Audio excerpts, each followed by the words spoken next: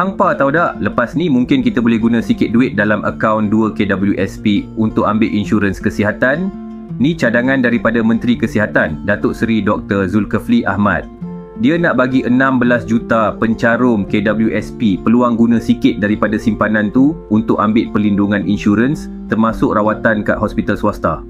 Menarik kan? Sebab sekarang ni 32% kos kesihatan rakyat Malaysia ni kena bayar sendiri, tak ada insurans. Bila sakit, korek tabung sendiri. So cadangan ni boleh bantu kurangkan beban rakyat bila masuk hospital. Idea ni pun sebenarnya ambil inspirasi dari Singapura. Diorang dah lama dah prioritize insurans kesihatan. Sebab tu rakyat diorang boleh dapat rawatan yang elok, cepat, tanpa pening kepala pasal bil.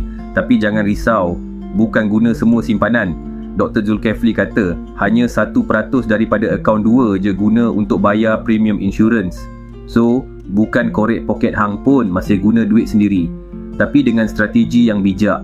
Dan paling penting, ni bukan wajib. Siapa rasa nak join boleh. Siapa rasa tak perlu tak payah. Ikut masing-masing. Objektif dia senang je, bagi rakyat pilihan akses rawatan swasta yang lebih cepat dan berkualiti, kurangkan tekanan kewangan bila jatuh sakit, dan paling win, guna simpanan sedia ada, bukan tambah beban baru. So bagi aku, ni langkah yang progresif.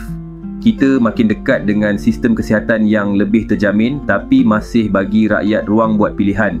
Kalau betul-betul jadi, aku rasa ramai akan tarik nafas lega, terutama yang dok risau pasal kos hospital bila tiba-tiba jatuh sakit.